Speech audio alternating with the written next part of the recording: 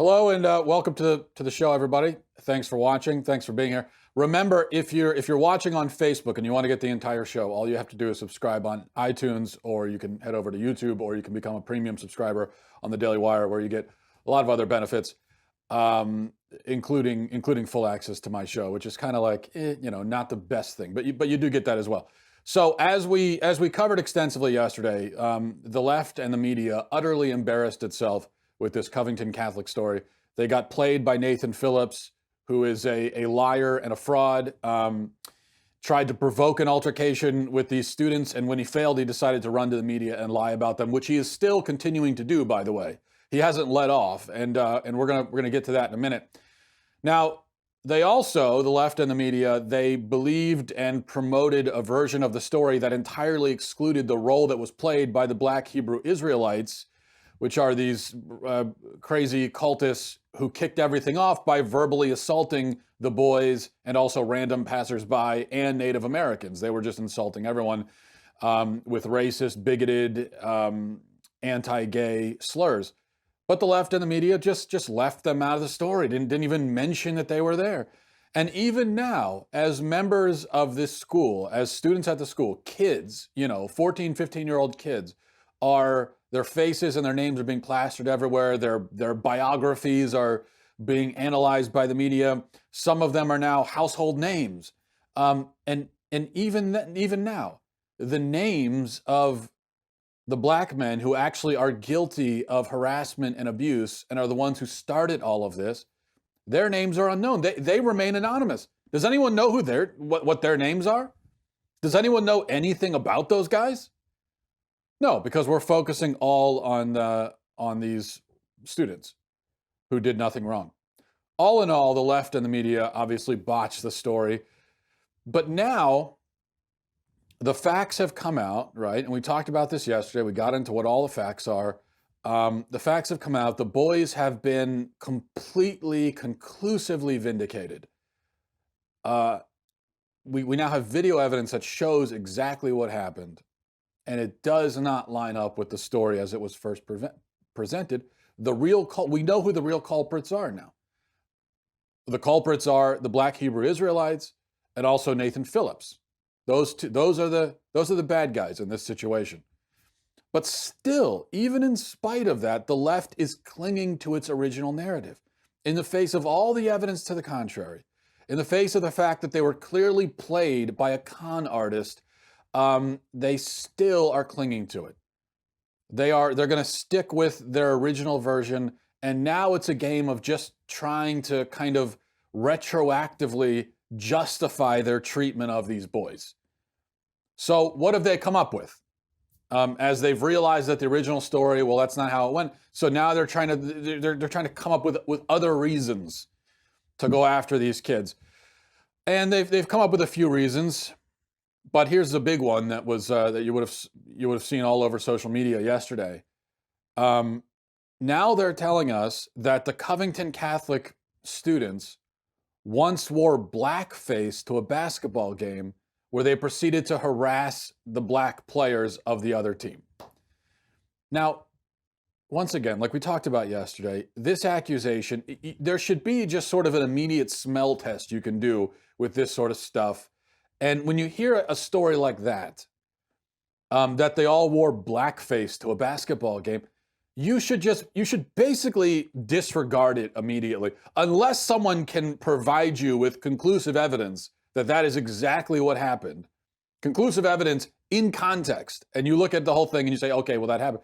But in lieu of that, I mean, your first reaction should be, okay, no, there's no way that happened. You're telling me all these kids went to a basketball game in blackface?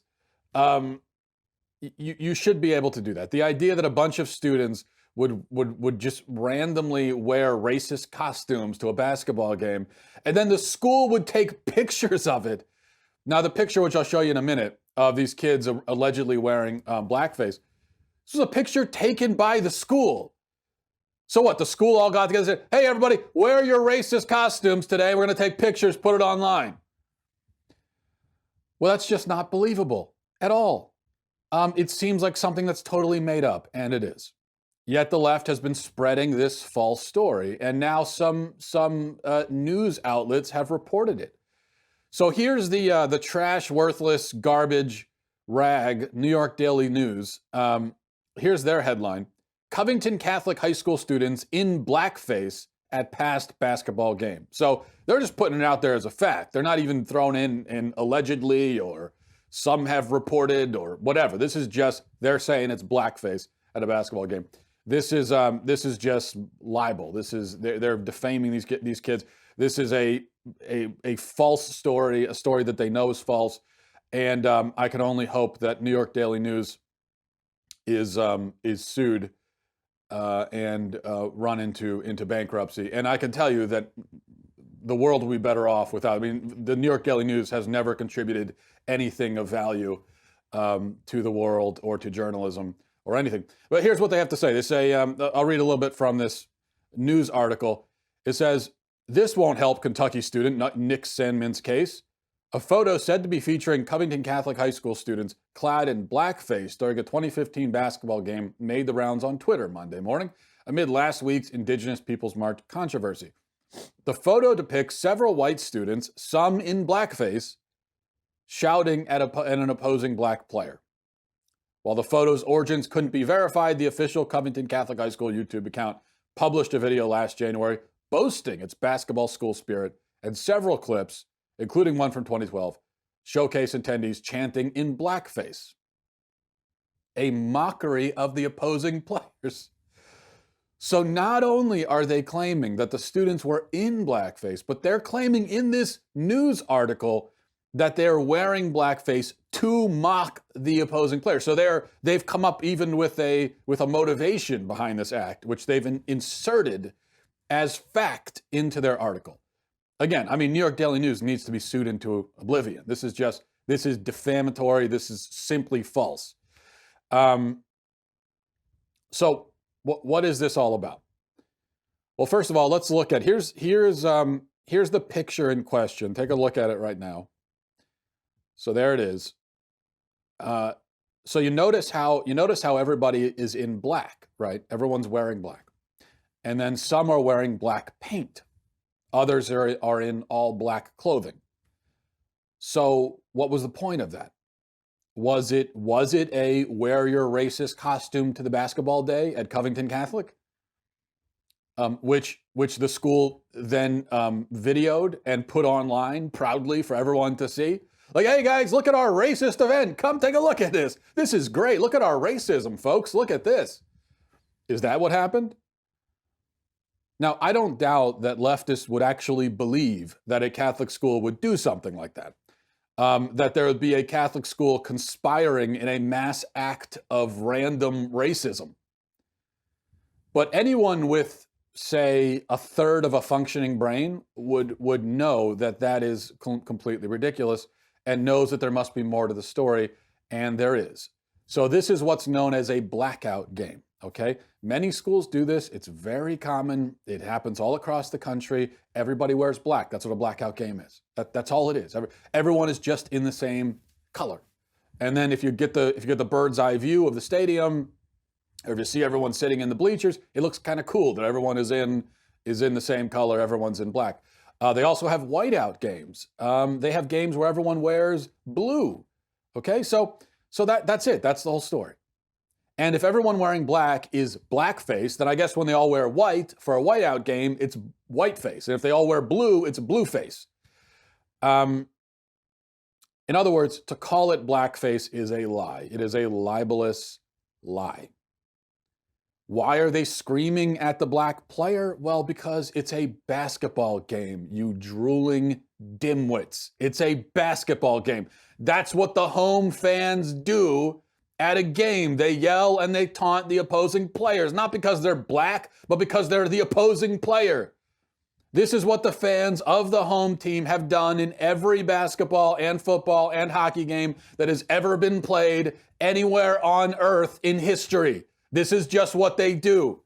So all these people are looking at this picture and say, oh my gosh, look at them yelling at that player. I saw someone on Twitter said it was, I forget the phrase he used. He said it was something like looking into the heart of evil or some phrase like that.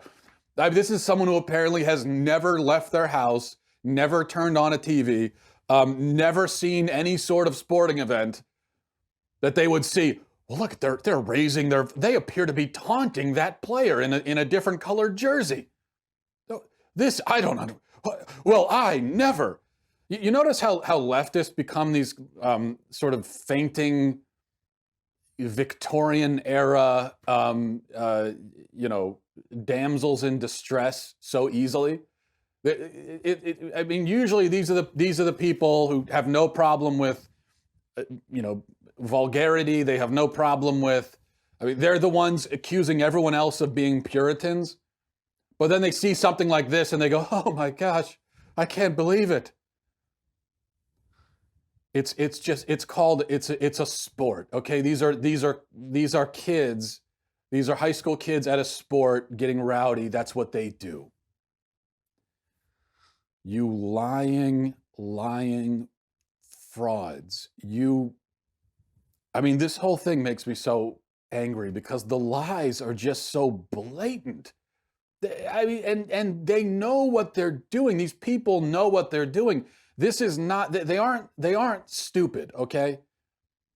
They aren't so stupid that they don't understand the concept of a high school basketball game and what goes on at there. They aren't so dumb that they don't understand the idea that sometimes everyone wears the same color to a basketball game. No, they aren't. I know I call them drooling dimwits, but actually I'm doing them a huge favor with that. I mean, that is a huge compliment. Because either they are drooling dimwits or they are despicable, evil people who are lying about these kids and trying to get them at a minimum expelled, if not killed. Because these kids are getting death threats, there are bomb threats going to the school, and now you're jumping in with this lie as well. So either you are a total moron or you are evil, and you are trying to get these kids hurt with a lie. Those are the only two options. There are no other options here at this point. They know exactly what they're doing. In the words of Marco Rubio, let's dispel with the fiction that they don't know what they're doing. They know exactly what they're doing. By the way, speaking of bad people, Nathan Phillips has, according to the Cincinnati Enquirer, has turned down an offer to sit down and meet with the students. There's a local restaurant that had offered to have a kind of breaking bread session between the two sides. And Nathan Phillips said that, well, now's not the right time for that. He's not going to do it. But in the same interview, he did insinuate that now he would be possibly in favor of the kids getting expelled. He said, originally I wasn't, paraphrasing, but he said, originally I wasn't in favor of them getting expelled, but now I have to revisit that. And of course, he does want various staff to be fired. So he wants the kids to be expelled. He wants the staff to be fired. And this is the hero that the left has given us, this Nathan Phillips character, who again is a liar, a fraud, and a bully, who is picking on these kids. One other point to make here. The left, now I want you to remember something here. So we had this incident on Saturday. But think back to what happened last week and how the left spent much of last week attacking Karen Pence because she got a job at a Christian school. Then by the end of the week, expose Christian schools was a hashtag trending on Twitter. Because you had the attacking Karen Pence for the Christian school and then hashtag expose Christian schools. And this was just a hashtag where a bunch of people were complaining about Christian schools. And then on Saturday, a false narrative was quickly constructed claiming that a group of students from a Catholic school harassed and taunted a Native American man. Now, I don't think that all of these events came together coincidentally. It's very interesting that expose Christian schools, that was the hashtag trending on Friday, and then the thing happens on Saturday. So if you go and you check that hashtag now, you're going to see a whole bunch of tweets about Covington because the hashtag fits in really nicely with this story. Except the hashtag came along before the story.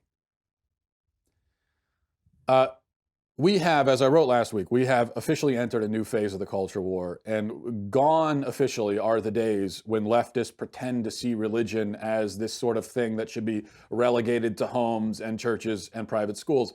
That was a very small amount of extremely limited and qualified tolerance that they had, and that is now gone.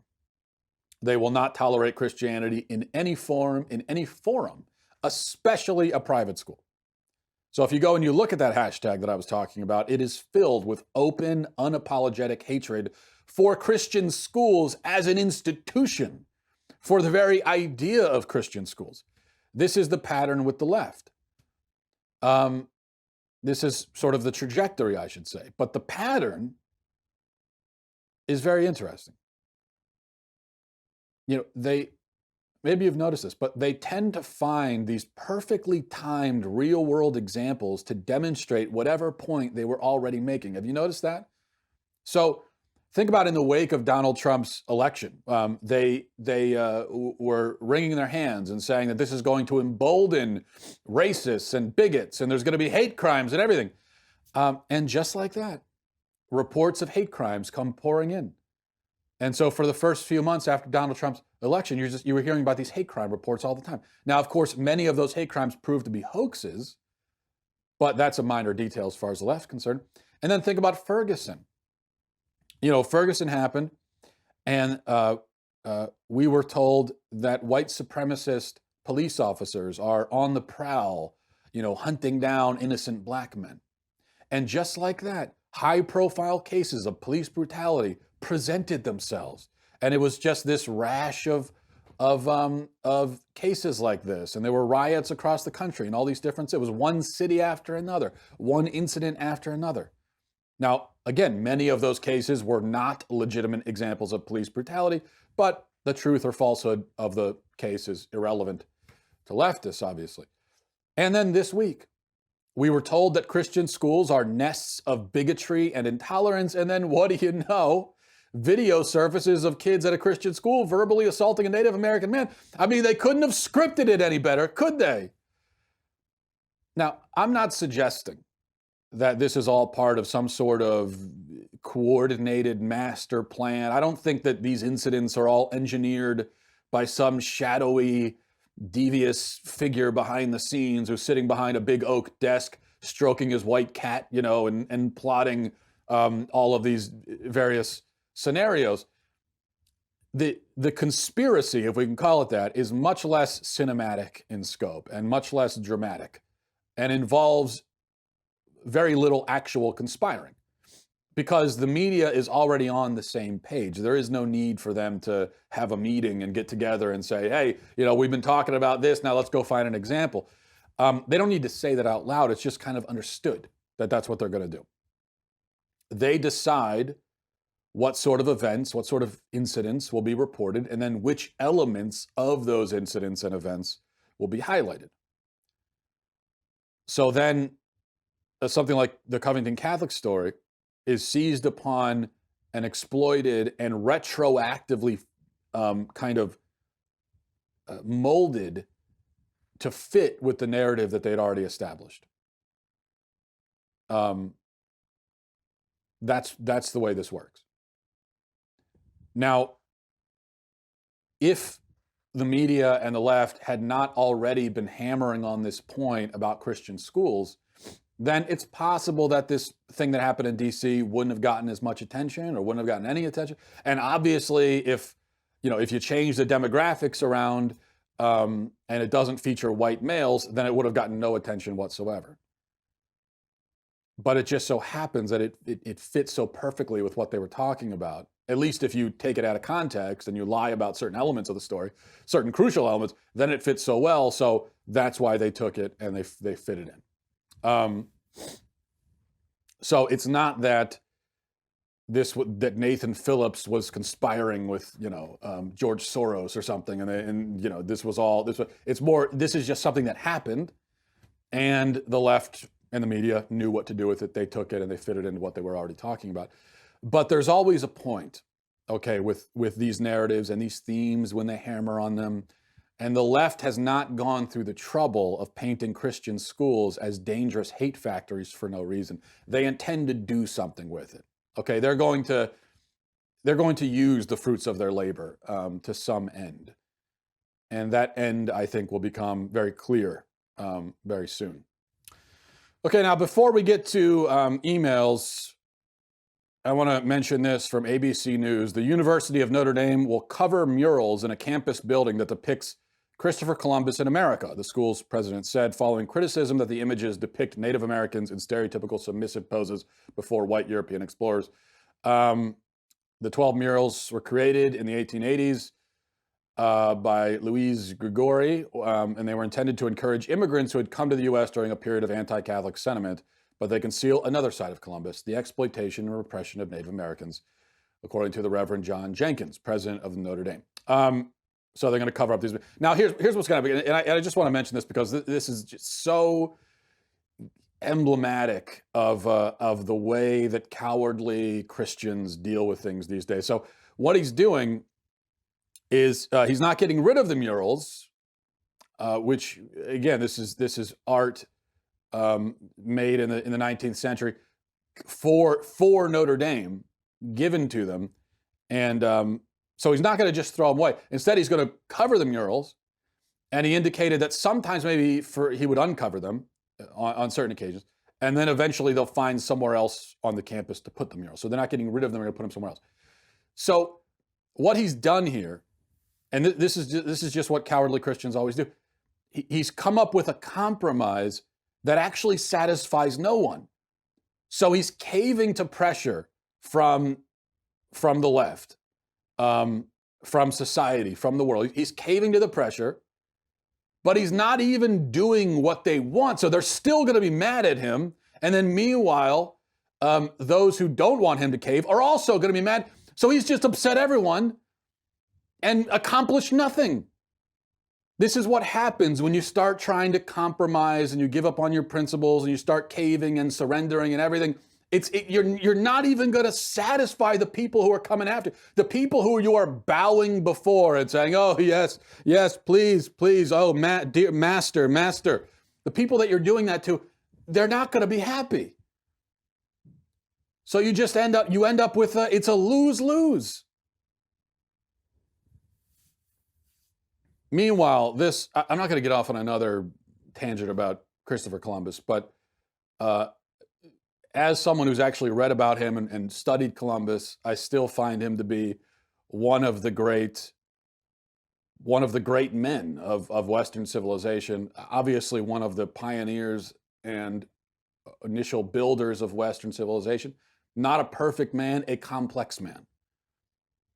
And men who did great things at any point in history, but especially back in those days. The great men who did great things and accomplished great, they were always complex. They always had sides to them that were less, shall we say, savory. And part of that is because if you wanted to get on a ship with a bunch of other guys and sail across uncharted waters and go to this unknown wilderness and try to build a civilization from scratch, which is something that we can't even conceive of that. None of us have ever done that or ever seen that happen. We can't even wrap our minds around what that even entails. To get on a ship with a bunch of supplies and then say, we're going to just sail and hope that we find land and we're going to build a civilization. How about that? None of us can even. I mean, all the people that sit there and say, well, he shouldn't have done it that way. Well, he shouldn't have done that. That part right there, that was no good. Meanwhile, none of us, we can't even find our local Rite Aid without a GPS, and we're sitting here criticizing. But in order to do that, you had to have certain characteristics. And you also had to be a very harsh and severe sort of man, and also brutal. It was kind of necessary. Now, that doesn't excuse the bad things that Columbus did or the bad things that anyone did throughout history. But it does put it within a certain context. That if you want to be an intelligent person and you want to study history and you want to have a mature perspective on history and not a childish one, then you have to understand the context. But one way or another, uh, Christopher Columbus, the early explorers, discoverers, pioneers, settlers, these are the people who built the civilization that you and I now live in. And we are enjoying the fruits of their labor. We are feasting on the banquet that they provided us. And even as we do that, like brats, we sit and we whine about them and complain and insult them. Well, I know it's a cliche to say, if you don't like it, get out of America. But sometimes I think that response is wholly appropriate. And I think it goes, I think it applies to this. Unless you're a hypocrite or an intellectual coward, if you really think that our civilization is built fundamentally on genocide and evil and slavery and all these things, if that's really what you think, and you think we have no right to even be here, and we stole all this land and we're thieves and criminals and everything, then you should leave. For you to think that and yet stay here and benefit from the privileges that those genocidal maniacs gave you, that makes you just incomprehensibly cowardly. If you really feel that way, then you must leave and go live somewhere else. I really mean that. You have to. You can't possibly stay here while thinking that. It would be like if your friend invited you over for a house party, and then you come into the house, you say, wow, this is a really nice house, a great party, and he's giving you feast. And then you find out, and you say, well, when did you buy this house? And your friend says to you, oh, no, there was another family living here, and actually, I just came in and killed all of them, and they're buried out back. But anyway, the fruit punch is in the kitchen. Now, if your friend said that to you, you would leave the house, right? You wouldn't just say, oh, okay, well, you know what? I disapprove, but let me go get some of that fruit punch. You wouldn't do that. You would leave the house, and then you would call the police, right? Now, I don't think that analogy is at all similar to what the early settlers and explorers did. But the point is, liberals, that is how they think of it. They think it's exactly like that. Yet they're staying in the house party. Cowards. Okay, now to the inbox. If you want to send a message to the show, ask a question, offer a comment, compliment me, insult me, or anything else, you can email mattwalshshow@gmail.com, mattwalshshow@gmail.com, mattwalshshow@gmail.com. You can also get a hold of me through Facebook and Twitter and a million other means, but I'm trying to consolidate things here, so as best I can. From Andy, he says, I lost that one. Justin writes, you're number 2 next to Ben in my daily subscription, sometimes a better show than his even. I hope he's paying you well. Watch out, Michael Knowles. Thank you, Justin. My great goal in life is to be second place, so I appreciate that. No, I do appreciate it. Thank you. From Logan, what does the left have correct that the right is failing to understand? That is a great, great question. What does the left have correct that the right is failing to understand? I like that question. I think there's a big one. I've talked about this before. They understand, I think, what sorts of issues will fire people up and motivate people. They know how to get to people's hearts and to win hearts. And they know that you need to win the heart first and then the mind. It's heart, then mind, right? Which, as I pointed out, is something that conservatives tend to not understand. So conservatives will go on and on about things like tax policy and jobs and so on, which are important, obviously, but you're not going to build movements around them. At least not these days. You won't. Even something like immigration. Okay, really important issue, an issue that lots of people care about, obviously, and for good reason. But I'll tell you this.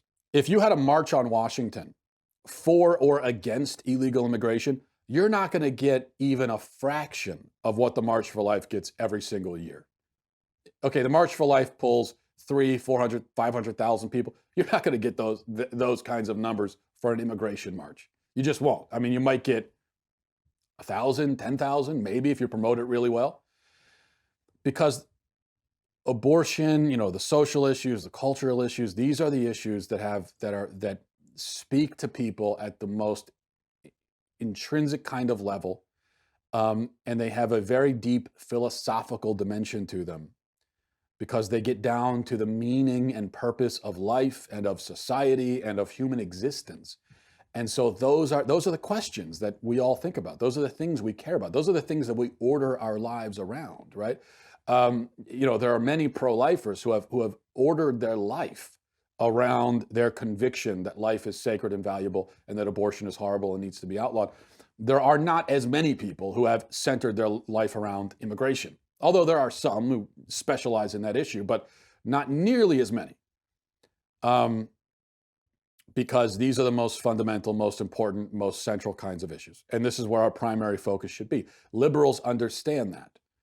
And that's why they've been so effective in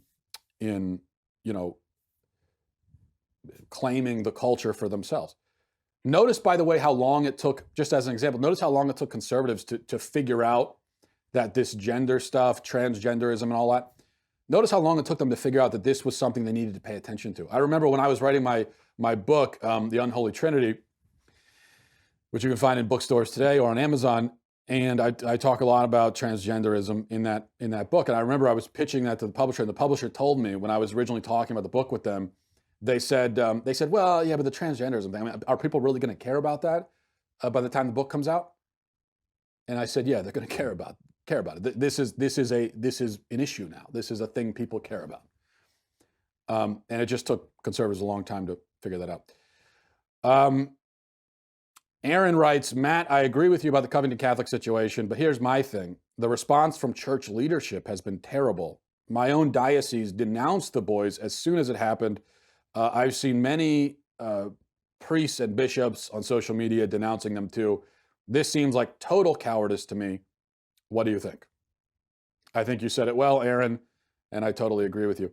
Joe says, I don't understand what you're about or why anyone cares what you think. Why did the Daily Wire feel the need to hire an apocalyptic preacher? You're like a hipster John the Baptist, and I don't mean that as a compliment. I only want to hear about Ben Shapiro. I don't care about you. Well, Joe, you don't mean that as a compliment, but I actually take it as one. A hipster John the Baptist. I don't think I'm a hipster, but I love it. I think I might have to put that on my Twitter bio. From William, he says, Matt, have you heard of the economic school of thought known as distributism? Thomas E. Woods, Jr. of the Mises Institute describes distributus as believing that social system is best in which productive property is widely dispersed rather than concentrated. G.K. Chesterton, perhaps the most well-known and respected advocate of distributism, famously said, too much capitalism does not mean too many capitalists, but too few. Proponents of the Austrian and Chicago schools of economics usually criticize distributists of trying to sneak in socialism through the back door because of their insistence that as many workers as possible ought to own the means of their own labor. And then he asks, what do you make of distributism? Thanks for that, William. I'm a little familiar with distributism. I love Chesterton, and so anything he says I think should be taken seriously. I think the comparison to socialism is off base because the point of distributism is precisely to make sure that everyone owns property. Private property is the point, private ownership. And that is not communal ownership, but actual private owner, as in actual individuals owning their own land and their own means of production. Now, I think of this as less of an economic system, as more of sort of a philosophical, more of a philosophy. Chesterton's point, I think, is that the best thing, the most moral, the most human thing is for everyone to own something, to own land, to own means of production, not own as a community, not own as a state or through the state, but actually own for themselves, privately. And I think Chesterton was horrified by a world where so few people actually owned anything. And he thought, well, that's not human. Humans should own things. And I agree with that. The problem, of course, is that there's no way to get to there with everybody owning their own chunk of land and their own means of production. There's no way to get there from where we are without the government confiscating everything and then kind of redistributing it as they see fit, which obviously would be insane and terrible and cataclysmic and tyrannical and awful. So there's no way anyone could support that, and there's no way it would ever happen. But look, here's what I'll say about distributism. And I think that this is not a far-fetched scenario, if the whole world comes crumbling down and there's some sort of apocalyptic event and civilization is reduced to ash and then a few survivors are left, and we're looking at rebuilding society, rebuilding civilization, and we all get together and we say, what sort of economic system should we start with? I think then, starting from scratch, maybe you could look at distributism as a model. Tyson says, hey, Matt, I'll keep this short. At school, my history teacher is very left-leaning, and we've been discussing illegal immigration. I am in full support of the wall and trying to minimize these people from coming into our country. Every time the topic comes up, his argument or deflection when I state my opinion is always, well, did your family come here legally? And I honestly do not know the answer to that question. I am wondering what a good response to combat the question is, instead of leaving me stuck. Tyson, the first answer is that it's irrelevant. Even if your family did come here illegally, which, I mean, I assume you know if they did or didn't. But whether they did or not, that's got nothing to do with the issue. The issue is whether or not we should protect the border, whether or not we should have immigration laws. So when someone says, well, what about you? What did you do? What about your family? Okay, that can speak to your own personal credibility or whatever, maybe, but it has nothing to do with the issue. So even if somebody could prove that you're a hypocrite, that doesn't mean that you're wrong about what you're saying. So that is a way of deflecting. It's a way of not engaging with the argument. So the first thing I would say when your teacher says that is, okay, I don't know about my family, but can we stick to the issue? Can you stop deflecting from the issue? Let's talk about the issue. And secondly, this idea that we're all, ancestors of illegal immigrants is of course ridiculous and false. And there are, my family came here, I don't know, 70 years ago. They came here legally. So the claim just doesn't make any sense to begin with. Allison writes, Matt, I go to CPAC every year and I always expect you to be there, but you never are. Will you be there this year? Will you be speaking? Well, Allison, I'd love to be at CPAC, but I've never been invited. Sniff, tear. But I mean, if you really wanted me to speak at CPAC, which again, I'd love to do, you could always reach out to CPAC on Twitter and say, hey, invite Matt Walsh or something. I don't know. I mean, it's something that you could do if you really wanted to. Finally, Max says, Matt, your comment that LeBron James is the best basketball player of all time was insane. Have you ever heard of Michael Jordan? Never lost a finals. End of discussion. Well, that's not the end of discussion. Michael Jordan was in the league for, I think, 16 years. He only went to the finals 6 times. That means that he missed the finals 10 times.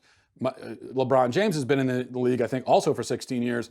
And he's on his 16th year. I believe he's been to the finals 9 times already. So this idea that we're giving Jordan credit for losing before the finals. Oh, he's undefeated in the finals. He missed it 10 times. He lost. You know why he was undefeated? Because he lost before he got to the finals 10 times. How is that better? How is it more clutch to lose before the finals than to lose in the finals? That doesn't make any sense. And of course, when you're doing with a finals record thing, you're not factoring in, number one, in 2007, LeBron James went to the finals and he dragged a team that without him would not even have sniffed the playoffs, and he dragged them on his own to the finals. The fact that he lost there is irrelevant. Just making it is one of the most impressive feats in modern sports history. And then also, LeBron James has 3 times played the best team in the history of the game. Jordan never played a team like the Warriors. Never. He never played a team that had, I mean, the Warriors have 3 of the best scorers in the league on the same team. And Jordan never played a team quite like that. So I still say that LeBron James, the best basketball player of all time. Thanks for watching, everybody. We'll leave it there. Thanks for listening. Talk to you tomorrow. Goodbye and Godspeed.